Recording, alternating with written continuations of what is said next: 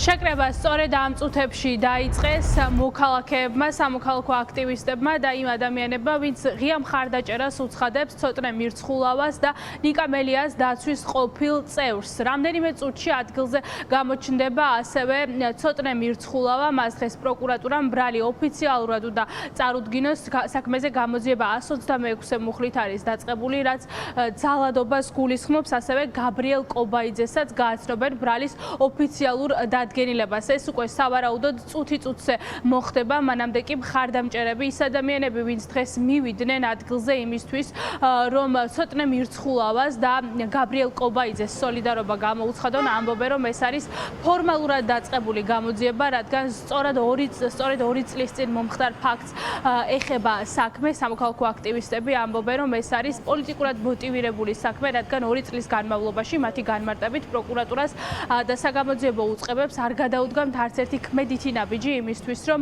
კამერების თანდასწრებით მომხდარი ძალადობა გამოეძიებინათ. შესაბამისად, ახლა, როდესაც 700 დღეზე მეტი გავიდა ამ ძალადობიდან და საქმე თაროდან ჩამოიღეს, სამოქალაქო აქტივისტები ამბობენ, რომ ეს არის დაშინების მცდელობა. პირველების ინფორმაციით დღეს ასევე ბრალის ოფიციალურ დადგენილებას გააცნობენ კაცს, რომელმაც ნიკა მელიას სახეში მუშტი კამერების თანდასწრებით ჩაარტყა. კოალიციის ოფისის გახსნისას წინასაარჩევნო კამპანიის დროს ვიღაც მოგზავნილი ნაძირალა თავს დაესხა ნიკა მელიას. ეს ადამიანი თავდამსხმელი არის თავისუფალი და ჩვენი კოალიციის წევრს ცოტნე მირცხულავას ეხლა აპირებენ, რომ ბრალი წარუდგინოს. ეს მნიშვნელოვანი ასევე 2 წლის მერე გაახსენდა ეს ყველაფერი. და ვინც რეალური თავდამსხმელია, იმას არაფერი და ცოტნე მირცხულავას ეხლა ემუქრება სისხლის სამართლის კოდექსის 126 მუხლის ბრალის წარდგენა. როდესაც ვამბობთ, რომ ეს არის რუსული რეჟიმი, გულისხმობს ზუსტად ესეთ რამებს. ერთი რამე მინდა ძალიან მკაფიო თქვა, რომ შეუძლებელია რომ ეს ბრძოლა გაჩერდეს. ეს ცოტნე მირცხულავაზე, ასე ვთქვათ, ბრალის წარდგენა, ეს არის პირდაპირი პოლიტიკური ანგარიშწორება.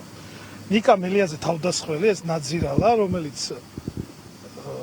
თავს დაესხა ნიკა მელიას პოლიტიკური კამპანიის დროს, ეს არ იყო უბრალოდ თავდასხმა, ეს იყო პოლიტიკური კამპანიის დროს არჩევნებში პოლიტიკური ლიდერის მიმართ საქმიანობის ხელის შეშლაც და იმის საპასუხოდ, როცა ჩვენი პარტიის წევრებს უნდათ ამ ადამიანის დაკავება და სუსმა გააპარა, ამის გამო ხდება ბრალის წარდგენა.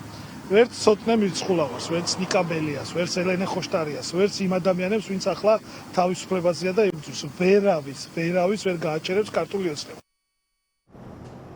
საბა ნიკოლეიშვილი სწორედ ეს არის ის პიროვნება, ვინც 2 წლის წინ ნიკა მელიას საარჩევნო კამპანიის დროს ფიზიკურად გაუსწორდა. პირველების ინფორმაციით, მასაც დღეს წარუდგენენ ოფიციალურად ბრალდებას, რაც შეეხება ცოტნე მირცხულავას და ნიკა მელიას დაცვის ყოფილ წევრს. ისინი რამდენიმე წუთში გამოცხადდებიან საგამოძიებო უწყებაში, მათ ბრალის ოფიციალურ დადგენილებას გააცნობენ და არ არის გამორიცხული, რომ დღესვე იყოს მათი სასამართლო პროცესი. ახლა საინტერესოა 2 წლის შემდეგ რა შუამდგომლობით შევა პროკურატურა სასამართლო პროცესზე, ეს იქნება პატიმრობა თუ ეს იქნება ჯარიმა. პატიმრობის შემთხვევაში აღნიშნული მუხლი 1 წლამდე პატიმრობას გულისხმობს, ჯერჯერობით უფლებადამცველებს საქმის მასალები არ გადასცემიათ. სავარაუდოდ დღის ბოლომდე უფლებადამცველი ამ მასალებს გაიცნობა და ცნობილი გახდება რა დევს საქმეში კოალიციას სრულებების წევრის ცოტნე მირცხულავას და ნიკა მელიას დაცვის ყოფილი წევრის წინააღმდეგ.